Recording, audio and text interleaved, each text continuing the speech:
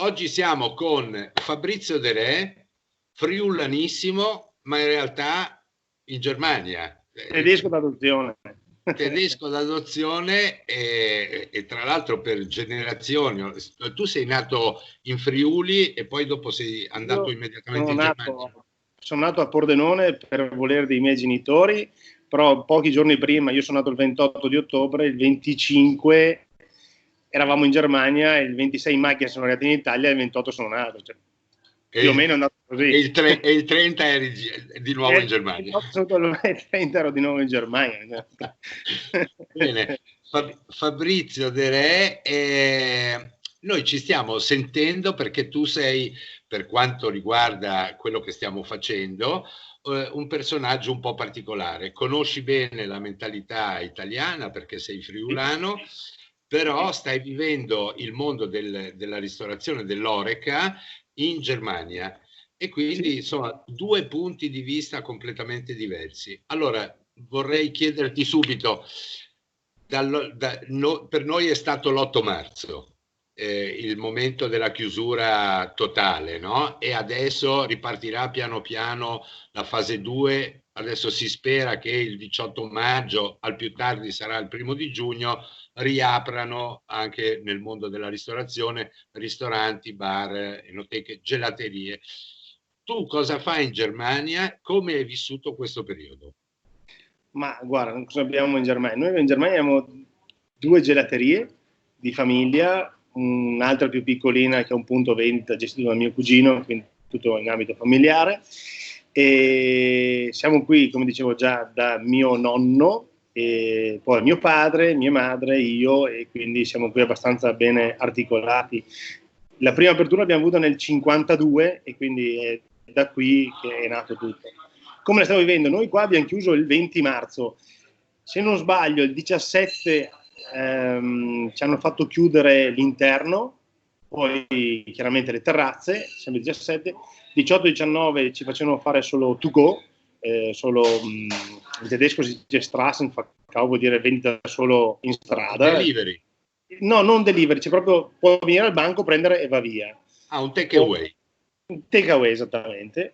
Poi il 20 marzo c'è arrivata la comunicazione, che qua le comunicazioni arrivano praticamente, passa quello dell'istituto, quello che per capirsi, non saprei dirlo in italiano com'è, quello che controlla l'igiene, tutte queste cose qui. Quello che, l'addetto dell'azienda sanitaria. L'addetto dell'azienda sanitaria addirittura qua, perché qua gli uffici sono privatizzati, non tutti quanti, ma gran parte sono tipo delle piccole società, quindi c'è un capo, passa il capo dell'azienda sanitaria, è venuto qua in bicicletta, col casco, con la telecamera, mi ha detto guarda, tu oggi devi chiudere, adesso devi chiudere tutto, altrimenti sono 25.000 euro di multa e ti mando la polizia. Allora, se proprio insisti, chiudo. Così è andato. Così è veramente andata effettivamente. Quindi abbiamo chiuso il 20 marzo, abbiamo riaperto il 20 di aprile. Sempre take away.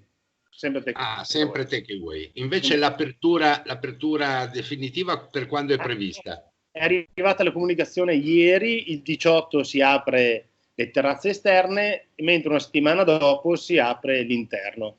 Chiaramente con la disposizione 1,50 m, con le mascherine, tutte cose che poi uno in Germania non è che gli arriva una lettera con scritto quello che deve fare, si deve auto gestire la cosa, deve auto informarsi tramite il sito della regione. Certo. Perché in regione c'è scritto esattamente tutto. Senti, fra tutte le attività che hai, quanti dipendenti avete?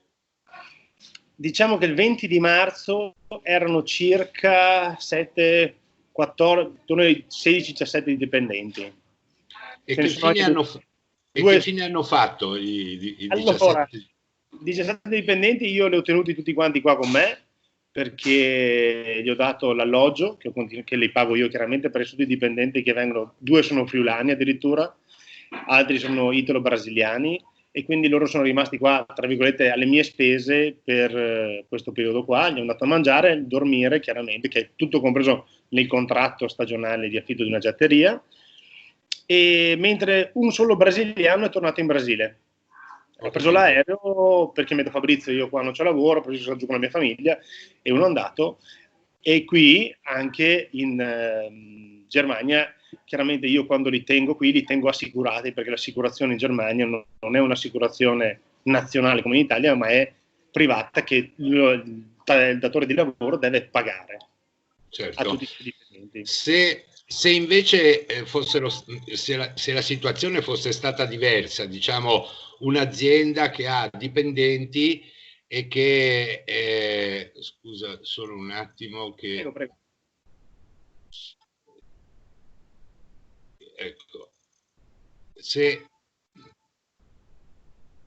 perdonami, se invece fosse stata una situazione di un'azienda che ha mannaggia, scusa un attimo, ma ho un problema eccolo, adesso ti rivedo di nuovo, dopo spero di sistemare la questione. Non ti vedo più muoverti, eccolo. Mi muovo? Forse recupero, eccolo, ci sei. Sì,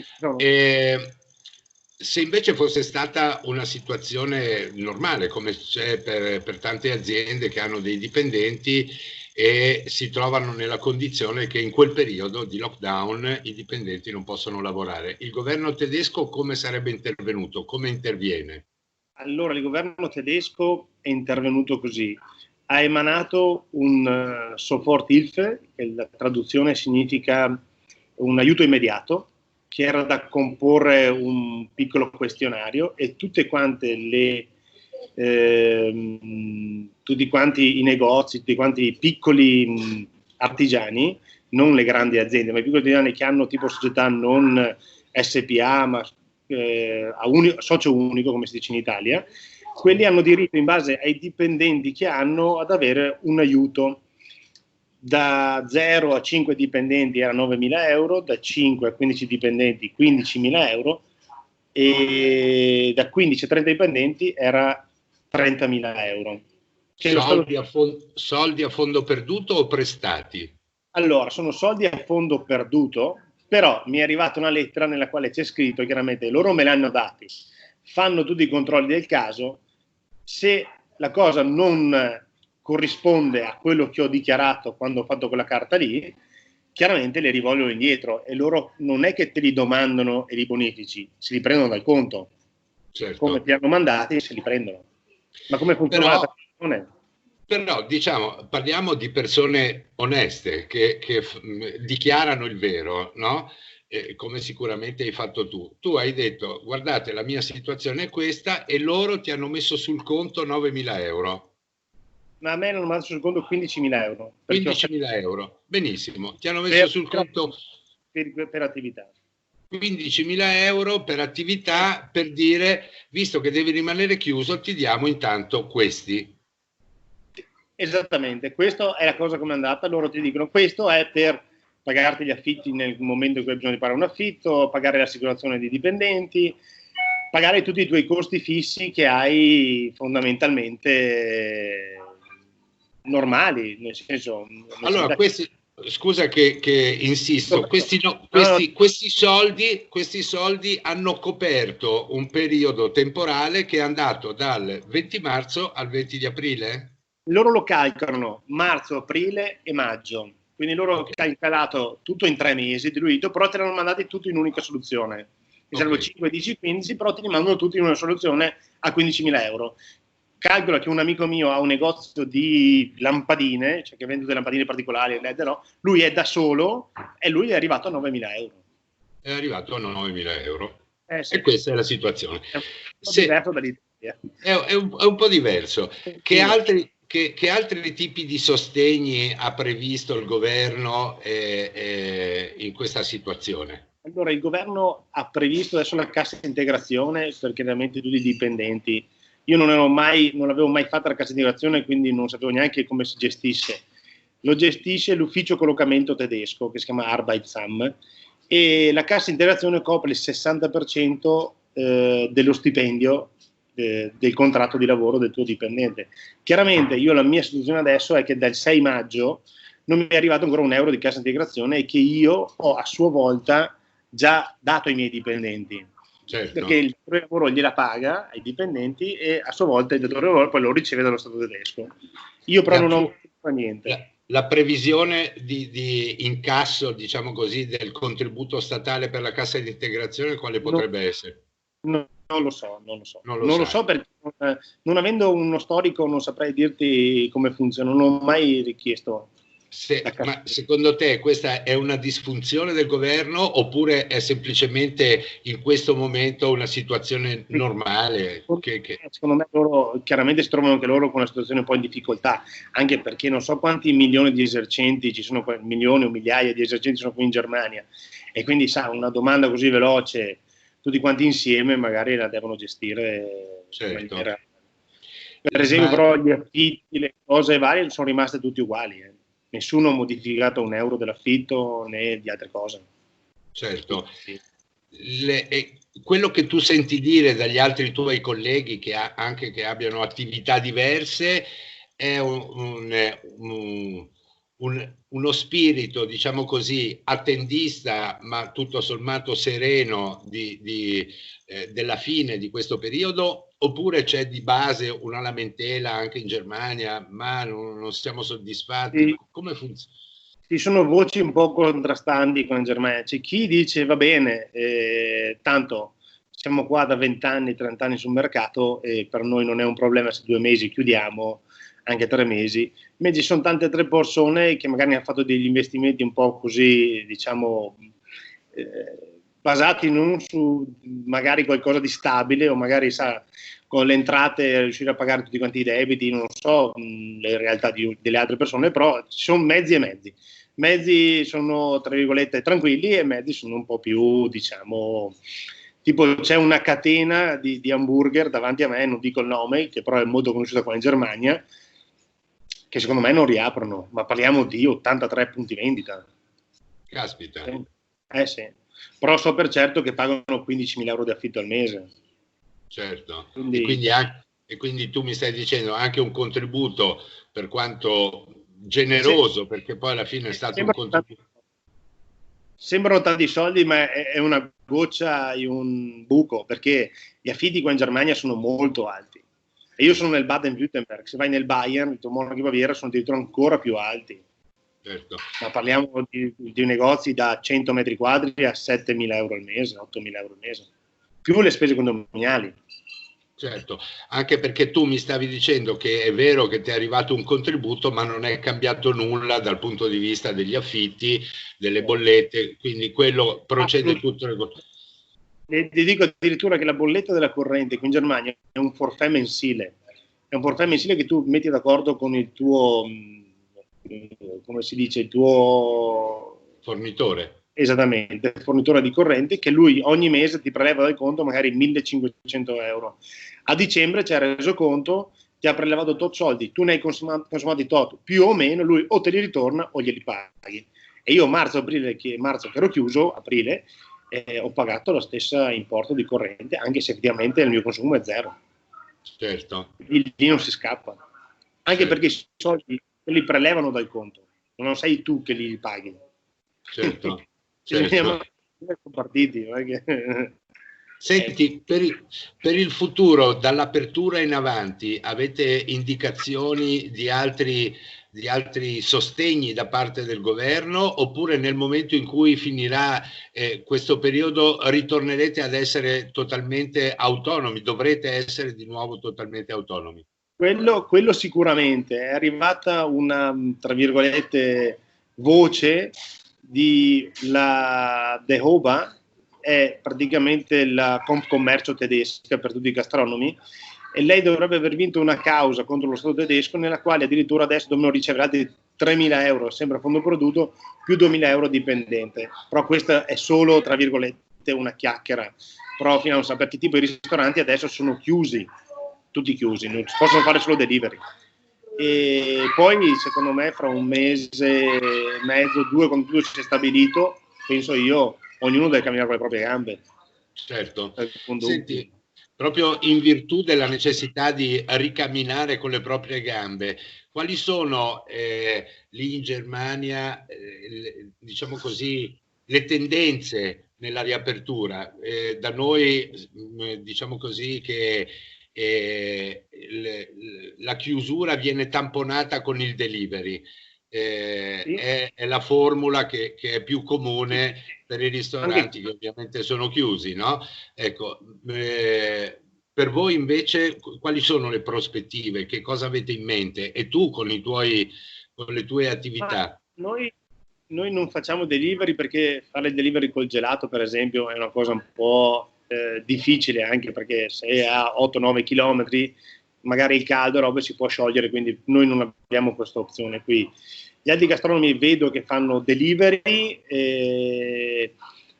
penso che però dopo il 18 che aprono le terrazze questo delivery sarà tolto e lavorano solo con le terrazze fuori. Chiaramente nei giorni che c'è bel tempo, perché quando piove purtroppo, però dopo una settimana dovremmo riaprire l'interno e quindi non so neanche io come loro possono gestire. Io continuerò sulla mia strada come prima, ho già preso le misure ieri, devo togliere dei tavolini per essere entro 1,5 metri, però insomma dovremmo ripartire in pieno e secondo me ripartiamo in pieno come lavoro, perché la gente è stufa di stare a casa, vuole muoversi, vuole tra virgolette spendere, tra virgolette. Poi io ho un prodotto che costa 1,10 euro, quindi certo. per me tra virgolette sono tutti. È il, diciamo così, la soddisfazione naturale alla passeggiata che uno non vede l'ora di poter fare, no? Non so se sentite le voci, c'erano dei bambini adesso che prendevano gelato e urlavano. Quindi. Sì, ho sentito. Insomma, prende gelato. Adesso da qui vedo c'è un po' di coda di persone che aspettano a mangiare gelato. Poi ribadisco 1,10 euro. Quindi nella tua situazione dove avevi già un ambiente capiente prima della chiusura, aver tolto qualche tavolino non ti influenza troppo sul fatturato che presumi di fare? Io o meno dovrei togliere 3-4 tavolini e quindi non è quello che ci cambia la vita. Chiaramente noi come gelaterie lavoriamo senza togliere nulla ad agosto, lavoriamo tanto anche a marzo-aprile, perché tra virgolette i primi caldi la gente ha molto più voglia di mangiare gelato. Certo. Quindi aprile è un buon mese per noi che tra virgolette quest'anno è andato, perché l'abbiamo perso a livello. Perché agosto, per esempio, tanta gente va in vacanza, andavano in Italia. E adesso però rimarranno a casa e quindi il tuo fatturato è destinato a crescere. Guarda, a conti fatti dovrebbe essere così, sì, perché la gente non può muoversi o non vuole muoversi, ha paura, perché chiaramente le informazioni che arrivano dall'Italia qui non sono delle migliori. Purtroppo tanti morti, cosa che mi dispiace moltissimo perché insomma sono anche italiano e loro sono tedesco, diciamo uno che si impaurisce molto velocemente e ha molto a caro a sé la sua salute. Perché io li vedo che, per esempio a me, se mi dico sono troppo vicino a uno, mi dicono guarda su, io e te siamo troppo vicini. Penso che in Italia qualcuno te lo dica. Quindi c'è una coscienza proprio personale diversa. Noi non abbiamo avuto il lockdown, noi non abbiamo avuto di non potersi muovere. Qui c'è sempre stato liberi di muovere. E l'unica cosa è che tipo non volevano, cioè, era divieto fare assembramento più di 2 persone in uno stesso luogo, che non siano familiari chiaramente, però non abbiamo avuto proprio un vero lockdown, cioè io ho girato in macchina, ho girato tranquillamente. Non c'erano quindi le certificazioni, non c'erano gli obblighi di chiusura e quant'altro. No. Senti, come sono le notizie che ti arrivano in Germania dall'Italia? In Italia arrivano le notizie, che insomma purtroppo parlano tanto che ci sono stati tanti casi, tante persone morte, che la Lombardia è la regione più colpita e che dispiace a tutti i tedeschi, dispiace tantissimo, anche loro. Chiaramente non arrivano proprio tutti, 600 euro non hanno mai parlato nessuno qui in Germania, non mi è arrivato. Ma arrivano perché leggo i quotidiani italiani, però sui quotidiani tedeschi insomma, parlano solo di questa epidemia. E tra virgolette inizialmente avevo visto che insomma sembravamo che fossimo noi gli untori, poi piano piano dai diciamo che adesso stanno cambiando. Però in termini di comunicazione ritieni che tutto quello che ha girato nei media tedeschi abbia svolto un'attività controproducente per l'Italia, oppure tutto sommato è stata una comunicazione, poi adesso è finito? un po' diciamo, non hanno parlato né male né bene, ecco, mettiamola così, non hanno parlato né male né bene. Chiaramente ha sottolineato che dall'Italia è partito tutto, però viceversa dicono anche che un ragazzo da Monaco di Baviera era andato in vacanza in Italia, non mi ricordo se è andata così. Parlano che il paziente zero fosse tedesco, ma vabbè, insomma. Sì, questo lo dicono gli italiani, ma non lo dicono i tedeschi. Esatto. I tedeschi, il paziente 1 è nato in Lombardia, quindi erano della Lombardia. Quindi sono un po' comunicazioni diverse, una nazione all'altra. E tutta questa comunicazione secondo te avrà però influenza su quello che potrebbe essere il turismo nel momento in cui si dovessero riaprire le frontiere? Quindi c'è effettivamente sentore che l'Italia è un luogo pericoloso? Insomma, diciamo di sì, purtroppo. Io vedo questo perché quando parlo con delle persone, perché anch'io adesso fra qualche giorno, fra un quindicina di giorni, vorrei tornare in Italia anche perché abbiamo ancora qualcosina lì, quindi io devo tornare in Italia. Però mi dico, ma sei sicuro di voler andare? Ma sei tranquillo? Ma se ti succede qualcosa agli ospedali? Ma faccio, guarda che sono come qua, non succede niente, sai, loro sono, ma sei sicuro? Ma li aspetterei ancora un pochino, insomma, penso che per quest'estate vacanzieri tedeschi non ne vediamo tanti. Non ne vedete tanti. Non ne vediamo tanti perché purtroppo, ripeto, hanno un po' paura. Certo. Scusa, ti interrompo, calcoliamo nella città dove sono io 160.000 abitanti, 6 morti. Quindi niente. Quindi altre città dove c'è tanto penso che sono ancora di più. Cioè, qui sono 6 morti, di cui c'è una percezione più bassa del pericolo rispetto ad altre città. Sì. Qui, quindi penso in altre città dove c'è qualche morto in più. Certo.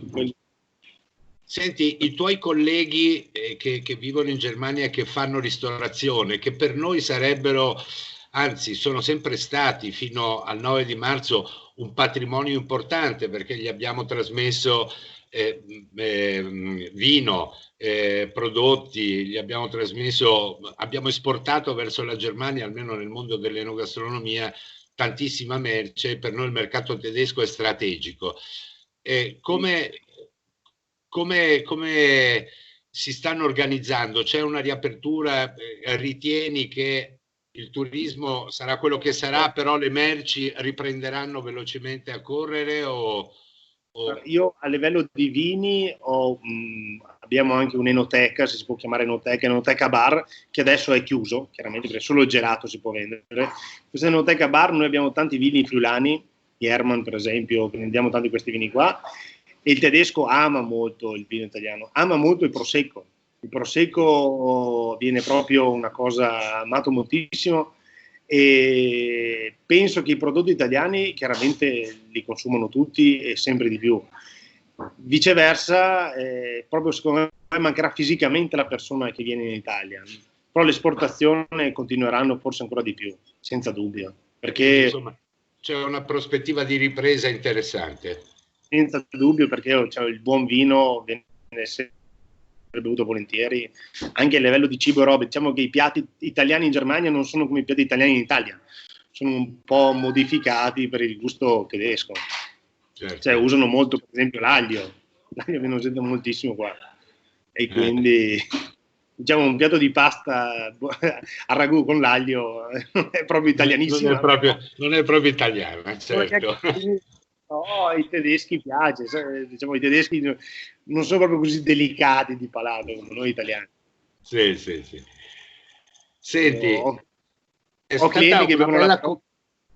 stata una bellissima conversazione. Mi piacerebbe che tu rispondessi a qualche cosa che non ti ho chiesto, nel senso, c'è una domanda che non ti ho fatto ma che in qualche modo avresti gradito? C'è qualche cosa che vorresti dirmi e che non ti ho ancora chiesto? No, per adesso mi hai chiesto tutto.